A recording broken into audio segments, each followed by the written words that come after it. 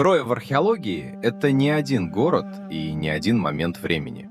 Это целая многослойная система поселений, строений, разрушений и повторных заселений. Именно поэтому любой громкий заголовок о Трое всегда требует осторожности. Необходимо понимать, о каком слое, каком периоде и каком типе находок идет речь. В 2025 году внимание археологов вновь сосредоточилось на эпохе поздней бронзы, том самом времени, которое чаще всего связывают с возможной исторической основой Троянской войны. Экспедиция под руководством Рюстема Аслана сосредоточилась на слоях разрушений, относящихся к этому периоду. И уже в начале сезона команда получила находки, мгновенно ставшие новостью. В районе, прилегающем к дворцовому комплексу, приписываемому Трое VI, были подняты камни для пращи. И не один случайный камень, не бытовой фрагмент и не абстрактный булыжник, а концентрированные находки, интерпретированные как боевые снаряды. Археологи отметили, что подобные камни были важной частью как нападения, так и обороны в эпоху бронзы. Сами по себе они не выглядят впечатляюще для человека, привыкшего думать о мечах и бронзе. Но именно в этом и состоит их ценность как источника информации. Простое оружие нередко лучше всего отражает реальную механику боя. Праща – не игрушка и не оружие бедняка в современном уничижительном смысле. В древности умелый пращник был опасен на расстоянии и мог быть чрезвычайно эффективен против боевых построений и защитников стен. Поэтому массовое скопление подобных снарядов вблизи важной части укрепленного города – серьезный сигнал. Подпишись на канал, чтобы не пропустить много интересного. Чтобы оценить значимость этой находки, нужно понять, как работают камни для пращи в археологии. Если в культурном слое лежит один округлый камень, это еще не история войны. Он мог быть использован повторно, попасть туда случайно или вовсе являться частью хозяйственной среды. Но когда таких предметов много, когда они типологически схожи и находятся в правильном контексте, картина меняется. Тогда речь идет уже не о случайности, а о закономерности. А закономерность войны в археологии почти всегда складывается из мелочей: камней, наконечников стрел, следов пожара, разрушенных стен, уничтоженных слоев и человеческих останков. Именно поэтому археологи редко делают большие выводы из единственной находки, но меняют тон, когда разные линии свидетельств начинают поддерживать друг друга. В истории Трои это именно такой случай, и именно он придает теме особую силу. Камни для пращи появились не в информационном вакууме. За ними стоит более чем столетие раскопок, споров и переосмыслений. Ранние раскопки Генриха Шлимана принесли Трое мировую известность, но одновременно нанесли памятнику огромный ущерб. В поисках гомеровской Трои Шлиман действовал слишком прямолинейно и прорезал холм траншеями, уничтожив часть более поздних слоев. Современная археология работает иначе. Ее интересует не красивая легенда как готовый ответ, а стратиграфия, контекст и точное датирование. Именно поэтому сегодняшние выводы о Трое более осторожны, но и более основательны. Они опираются не на мечту найти героя, а на многослойные данные. Среди этих данных давно обсуждаются следы разрушений в слоях Трои VI и особенно VII А. И именно здесь возникает главный исторический нерв всей истории. Троя VI была мощным укрепленным городом эпохи поздней бронзы. Ее стены, башни и архитектура действительно производят впечатление города, достойного обороны. Это не мифическое украшение, а реальный стратегический центр. Поздняя фаза Трои VI датируется приблизительно XIII веком до нашей эры.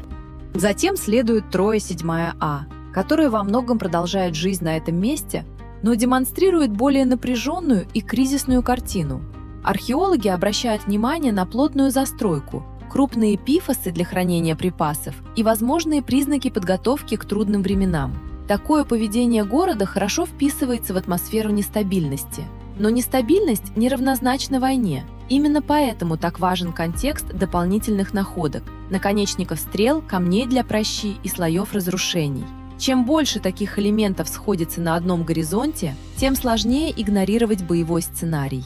Здесь автор делает принципиальную паузу. Археология не обязана совпадать с эпической сценой за сценой.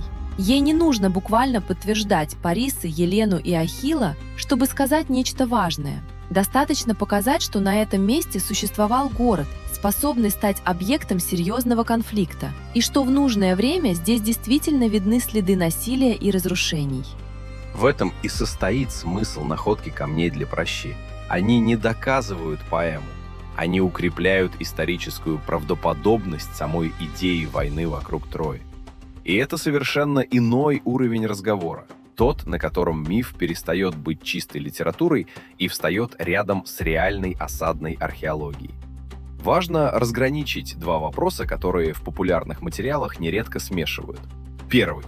Был ли Гомер стопроцентной документальной хроникой? Второй. Существовал ли реальный конфликт эпохи поздней бронзы, легший в основу поэмы? На первый вопрос наука отвечает осторожным «нет», не буквально. На второй ответ все чаще звучит как «вполне возможно». И именно второй вопрос делает находки в Трое столь ценными, потому что археологию интересует не поэтическая форма истории, а историческое ядро события. Город на месте Трои был реальным. Он контролировал важный район близ Дарданелл. Он существовал в эпоху, когда Восточное Средиземноморье уже представляло собой сеть конкурирующих держав, торговли и войн. А значит, имел все шансы оказаться в центре масштабного конфликта. National Geographic и другие исторические издания давно подчеркивают стратегическую ценность Трои. Контроль над этим узлом означал влияние на морские и сухопутные пути между Эгейским миром, Анатолией и более широкими торговыми зонами. Говоря проще, это был не отдаленный поселок на краю света, а город, за который имело смысл воевать. Чем стратегически важнее город, тем менее удивительна идея войны вокруг него. Но сама война могла быть совершенно иной, чем ее представила поэма. Короче, суровее. И, возможно, это был не один великий легендарный поход, а череда конфликтов, впоследствии сжатых в единую историю. Эта гипотеза особенно важна для трезвого взгляда на вещи. Мы не утверждаем, что археологи нашли именно войну Ахилла. Мы говорим о том, что совокупность данных все менее совместима с представлением о Трое как о чистой фантазии без исторической основы. И в этом смысле находки 2025 года работают как усилитель уже существующей линии свидетельств. Они не возникли на пустом месте, они вписываются в долгую историю изучения Трои эпохи поздней бронзы. Ранее на том же горизонте и в смежных зонах уже фиксировались наконечники стрел и другие возможные следы военных действий. К ним добавляются разрушения и следы пожаров. Вместе все это не складывается в готовый роман, но создает достоверную сцену исторического насилия. А для археологии именно сцена важнее легенды. Стоит отдельно остановиться на слоях 6 и 7 о Трое, поскольку вокруг них ведется большая часть споров. Троя 6 воспринимается как блестящая, мощная и хорошо укрепленная фаза города. Ее массивные стены действительно впечатляют и очень хорошо вписываются в образ богатой Трои. Однако разрушение Трои 6 многие связывают не только с войной, но и с землетрясением. Это важный и неудобный момент для сенсационных версий. Если часть разрушений могла быть вызвана природой, нельзя механически все приписывать ахейскому войску. Именно поэтому внимание многих исследователей смещается к Трое 7А фазе, которая следует за 6 и демонстрирует признаки нарастающей напряженности и сжатия городской жизни. Именно 7А чаще рассматривается как более вероятный кандидат на роль города, пережившего осаду или насильственное падение. Но и здесь нет абсолютного единодушия, и это нормально для серьезной науки. Ученые спорят не потому, что ничего не знают, а потому что данные сложны и не сводятся к одной схеме. Один слой может указывать на пожар, другой — на торопливое создание запасов, третий — на боевые снаряды. И только совместное прочтение всех линий позволяет осторожно укрепить или ослабить военную гипотезу. Поэтому камни для пращи важны не как изолированный сенсационный факт, а как часть целой системы аргументов. Если город укреплен и он стратегически ценен, если он существует в эпоху региональных кризисов, и в его слоях обнаружены следы разрушений, стрелы и снаряды, тогда версия реального конфликта становится все более весомой. Именно так работает качественная историческая аргументация. Не через один магический артефакт, а через совокупность согласующихся сигналов. И Троя постепенно дает все больше таких сигналов. Еще один важный вопрос. Почему археологи придают пращным камням такое значение? Потому что это оружие массового боя, а не предмет статуса. Меч можно потерять в ритуале, положить в погребение или передать по наследству как ценность. А камни для пращи – это расходный материал конфликта. Их сила в серийности. Чем выше их концентрация и чем убедительнее боевой контекст, тем больше они напоминают след конкретного действия. Важна и сама форма прачечных снарядов. Их нередко отбирали или обрабатывали, чтобы они лучше летели и точнее поражали цели. Поэтому археологи смотрят не только на количество, но и на типологию находок. Речная галька, подобранная и использованная как боеприпас, несет иную информацию, чем обычный строительный мусор. В случае Трои 2025 года особенно важным оказался сам район находок, пространство рядом с важными архитектурными сооружениями, а не случайный удаленный склон за пределами оборонительной системы. То есть найденные предметы связаны с местом, где военная активность наиболее логична. Это один из самых сильных моментов всей истории. Война в археологии ощущается не только через предметы, но и через место их залегания. Контекст превращает камень в улику куда мощнее, чем сам камень в одиночестве. И именно контекст делает эту новость более серьезной, чем просто красивый заголовок. Здесь возникает еще один большой вопрос. Если конфликт был реальным, как он превратился в Гомера? Это зона, где археология встречается с памятью, устной традицией и поэтической переработкой. Поэмы Гомера были записаны значительно позже предполагаемых событий Бронзового века. А значит, между возможным конфликтом и литературной формой пролегают века передачи, переосмысления и художественного отбора. Это не уничтожает исторического ядра, но принципиально меняет характер связи между текстом и событием. Предлагаем смотреть на Илиаду не как на репортаж с поля боя, а как на грандиозную поэтическую память о мире, в котором войны за такие города были реальностью. Эта память могла смешивать разные эпизоды, преувеличивать образы персонажей и сжимать сложную историю в единую драму. Но ей не обязательно было все придумывать с нуля. И именно здесь археология Трои становится по-настоящему интересной. Она не подтверждает миф в лоб. Она показывает, как миф мог вырасти на очень твердой исторической почве. В этом смысле тысячи камней для пращи работают почти символически. Они возвращают историю с уровня великих речей и героических поединков на уровень реальной осады. Там, где в эпосе звучат имена царей, археология показывает боеприпасы. И это жесткое, почти беспощадное заземление мифа.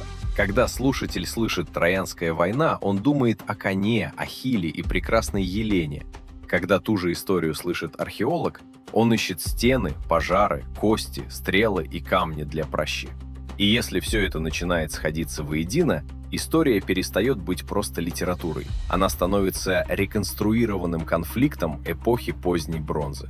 Но важно не переступить черту и не объявлять найденное абсолютным доказательством. Наука так не работает.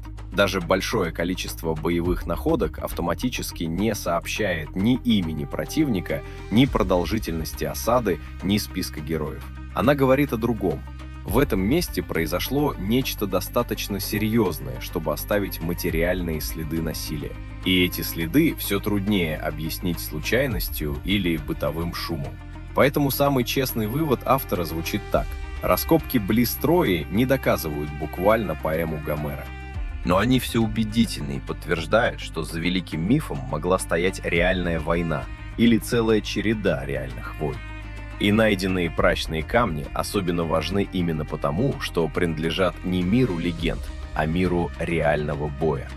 Это не украшение, не культовый предмет и не позднеромантическая фантазия. Это прямой инструмент насилия эпохи поздней бронзы. И когда таких инструментов много, археология начинает говорить значительно увереннее. Не о коне, не о богах, а о том, что укрепленный город на месте Трои, по всей видимости, действительно жил в тени Великого конфликта. Вот почему эта тема так захватывает сегодня. Потому что здесь наука не разрушает миф. Напротив, она осторожно подкладывает под него историческую почву. Миф становится не слабее, а глубже. Он перестает быть просто красивой сказкой и превращается в память о времени, когда такие города действительно могли пасть под ударами пращей, стрел и осад. И в этом смысле открытие тысяч прачных камней меняет больше, чем просто заголовки о Трое. Оно меняет сам тон разговора. Теперь вопрос уже не существовало ли Троя вообще, а каким именно был тот реальный конфликт, который впоследствии превратился в одну из величайших историй человечества. И чем глубже археологи погружаются в слои эпохи поздней бронзы, тем громче звучит этот вопрос.